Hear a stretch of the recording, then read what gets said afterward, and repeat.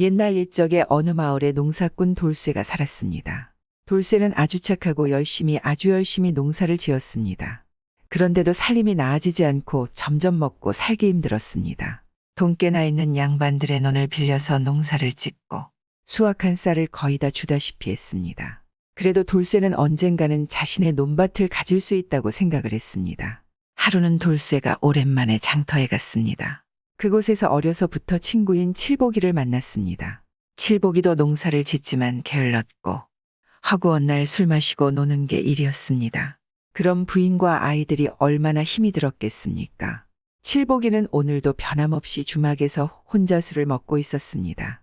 칠복이가 돌쇠를 보자 반기며 돌쇠 아닌가? 오랜만에 봤는데 우리 술 한잔 해야 하지 않겠나?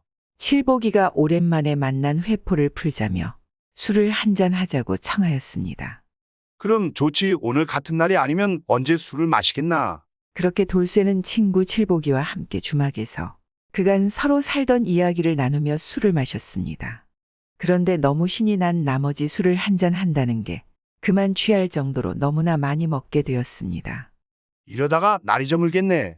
그만 마시고 다음에 또 만나자고 난이만 가야겠네. 돌쇠는 칠복이에게 그리 말하고 집으로 발걸음을 돌렸습니다. 아무래도 술에 취해서 집에 돌아가는 길이 영 힘들지 않겠습니까? 그리고 날도 어두워지니 어둑어둑한 고개를 넘다가 너무 힘들어서 나무 밑에 잠시 앉았습니다. 아이고 이런. 이거 술을 너무 많이 마셨구만. 이러다가 이거 집에도 못 가고 밖에서 노상을 하게 생겼구만. 돌쇠는 그렇게 생각하고 발걸음을 다시 떼려고 하였습니다. 그런데 갑자기 졸음이 쏟아졌습니다. 왜 이리 졸리는 거야? 잠깐만 눈을 붙여볼까? 돌쇠는 나무 밑에 잠시 누웠습니다. 그리고 눕자마자 그대로 깊게 잠이 들어버리고 말았습니다. 그런데 한참 자다 보니 뭔가 이상한 것이 느껴졌습니다. 얼굴이 싸늘해지고 축축한 기운이 돌았습니다. 잠결에 뭔가 싶어 눈을 가만 떠보니 이게 웬일입니까? 커다란 호랑이 한 마리가 꼬리에다 물을 묻혀가지고는 돌쇠의 얼굴에 뿌리고 있던 것이었습니다. 아니 이 호랑이가 나를 잡아먹진 않고 왜 자꾸 깨우는 것이지? 그러고 보니 호랑이는 자는 사람은 잡아먹지 않는다더니 내가 잘 살아있는가 깨워서 확인하고 먹으려 하는가? 돌쇠는 너무 무서워서 몸이 부들부들 떨렸습니다. 하지만 호랑이가 만약에 자기가 깬 걸 알면 바로 잡아먹을 테니 계속 자는 척하고 있을 수밖에 없었습니다. 그렇게 한참을 자는 척을 했지만 언제까지 그러고 있을 수는 없지 않겠습니까? 평소라면 할 수 없는 생각이었지만 마침 술에 취해서 없던 용기가 나왔습니다. 이왕 죽을 바에는 놈과 한번 싸워보기라도 해야겠다. 어차피 죽는 건 마찬가지니 말이야. 돌쇠는 실눈을 뜨고 호랑이가 하는 행동을 잘 지켜보았습니다. 호랑이는 언제 이 사람이 깨어날까 열심히 물을 묻혀서 꼬리를 휘두르느라 정신이 없었습니다. 돌쇠는 그렇게 생각하며 물을 뿌리고 있는 호랑이의 꼬리를 얼른 손으로 낚아채 했습니다. 그리고 호랑이가 당황하여 어쩔 줄을 몰라 하고 있을 그때 바로 펄쩍 뛰어서 호랑이의 등에 올라탔습니다. 호랑이는 깜짝 놀라지 않겠습니까? 자기의 등에 올라타는 게 당체 떨어질 생각을 안 하니 이리 뛰고 저리 뛰고 아주 난리가 났습니다. 하지만 돌쇠는 생각했습니다. 내가 이 등을 잡고 있는 것을 놓는 순간 나는 바로 호랑이 밥이 될 것이다. 절대로 이 손을 놓으면 안 된다. 그렇게 돌쇠는 죽을 각오를 하고 호랑이의 등을 붙잡은 손을 놓지 않았습니다. 호랑이는 등에 탄 돌쇠를 떨어뜨리기 위해서 밤새 뛰고 또 뛰었습니다. 하지만 아무 소용이 없자 호랑이는 생각을 바꾸고 자기 굴로 돌쇠를 등에 태워 데려가려 하였습니다. 계속 날뛰던 호랑이가 갑자기 자기를 태워 어디론가 가려고 하는 듯하자 이 돌쇠는 깜짝 놀랐습니다. 지금까지 어떻게 버텨보았지만 행여나 호랑이 굴로 끌려갔다가는 거기서 이 호랑이의 무리가 있는 날엔 손도 써보지 못하고 죽겠구나. 돌쇠는 그렇게 생각하며 이 난간을 헤쳐나갈 방법을 고민했습니다. 그리고 잠시 뒤에 호랑이가 자기 굴로 들어가려 하자 돌쇠는 양발로 굴의 입구에 바위를 딛고 손으로는 호랑이의 양쪽 귀를 붙잡고 힘껏 잡아당겼습니다. 호랑이는 굴로 들어가려 하고 돌쇠는 들어가지 않으려고 버티고 하였습니다. 이런 힘싸움은 날이 밝을 때까지 계속됐습니다. 보통 같았으면 호랑이의 힘을 버텨낼 재간이 없었을 테지만 이미 호랑이가 등에 있는 돌쇠를 떨어뜨리느라 날뛰며 힘을 다 써버린 터라 돌쇠가 호랑이의 힘을 버틸 수 있었습니다. 한참을 날이 밝아도 계속 붙잡고 씨름하고 있는데 그때였습니다. 갑자기 쌩하는 소리가 나더니 뭔가 굴 안으로 들어가는 것 같았습니다. 동시에 돌쇠는 뒤로 나자빠지며 정신을 잃었습니다. 얼마나 시간이 흘렀는지도 모르게 날이 밝아져서야 돌쇠는 거의 정신이 나서 눈을 뜨고 일어서려 했습니다. 하지만 호랑이하고 싸우느라 너무 힘을 많이 썼는지 몸을 일으키기도 쉽지 않지 않겠습니까? 겨우겨우 몸을 일으키는데 손에 뭐가 들려 있었습니다. 아이, 이게 뭐야? 이 걸쭉한 가죽은 뭐지? 돌쇠는 자신의 손에 들린 것을 보고 깜짝 놀랐습니다. 자신의 손에 호랑이 가죽이 들려 있던 것이었습니다. 아니, 이게 설마 호랑이가 자신이 가죽은 벗어놓고 알몸만 동굴로 들어간 것인가? 일은 이렇게 된 것이었습니다. 밤새 이 사람이 호랑이의 양쪽 귀를 잡고 뒤로 잡아당겼는데 이 호랑이는 앞으로 가려고 애를 쓰고 그러다 보니 호랑이 가죽이 늘어날 대로 늘어나더니 제일 약한 양볼이 터진 것이었습니다. 그런데도 계속 잡아당기니까 양볼부터 가죽이 조금씩 벗겨지다가 있는 힘을 바짝 쓰자 가죽에 홀랑 한 번에 벗겨지고 만 것이었습니다. 이럴 수가, 위기는 곧 기회라더니 호랑이를 만나 죽을 뻔했는데 도리어 호랑이 가죽을 통째로 얻는 횡재를 하였구나. 돌쇠는 너무나 기뻐하며 호랑이 가죽을 가지고 집으로 내려왔습니다. 그리고는 다음날 장터에 나가서 귀한 호랑이 가죽을 비싼 값에 팔았습니다. 덕분에 돌쇠는 더 이상 남의 땅을 빌리지 않고 농사를 지을 논밭을 많이 샀습니다. 돌쇠의 소원대로 자신의 논밭이 생긴 것입니다. 그 칠복이는 돌쇠 소식을 듣고 무척 배가 아팠습니다.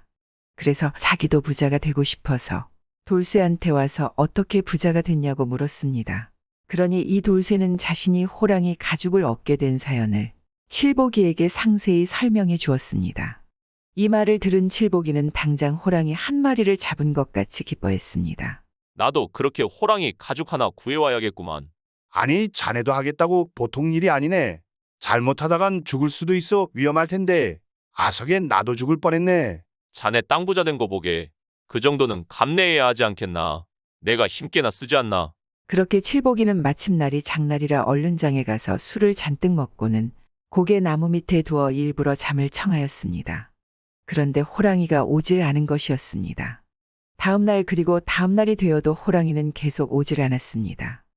하지만 칠복이는 부자가 될 큰 꿈을 가지고 왔으니 그만둘 생각이 없었습니다. 칠복이는 비가 오나 눈이 오나 바람이 부나 호랑이가 자기를 깨우러 올 때까지 거의 3년 동안을 나무 밑에서 기다렸습니다. 그러던 어느 날 드디어 호랑이가 나타났습니다. 올컨이 왔구나. 3년을 기다린 보람이 있어. 이제 난 부자가 될 거야. 칠복이는 호랑이를 보고 일부러 계속 자는 척을 하였습니다. 자는 사람은 호랑이가 잡아먹지 않는다고 돌쇠가 3년 전에 알려줬기 때문입니다. 호랑이는 그런 칠복이에게 와서는 코로 쿵쿵 냄새를 맡아보더니 꼬리에다 물을 묻혀 얼굴에 뿌려대기 시작했습니다. 칠복이는 자는 척하고 있으면서 호랑이가 정신이 팔리기를 기다렸습니다. 이제 이렇게 잘 버티기만 하면 호랑이 가죽을 얻을 수 있는 것이다. 칠복이는 속으로 얼씨구나 했습니다.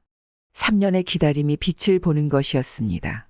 칠복이는 돌쇠가 일러준 대로 호랑이가 정신이 팔리자 얼른 호랑이의 꼬리를 붙잡고 등에 냉큼 올라탔습니다. 그러니 이번에도 호랑이는 놀라서 마구 뛰기 시작했습니다. 이리 뛰고 저리 뛰고 밤새도록 뛰어다니다가 새벽녘이 되니까 지난번 돌쇠한테 한 것처럼 자기 굴로 들어가려고 하였습니다. 그래서 칠복이는 돌쇠에게 들은 대로 굴 양쪽 언덕을 발로 딛고 호랑이 귀를 잡고 버텼습니다. 그리고 호랑이는 굴로 들어가려고 낑낑댔습니다.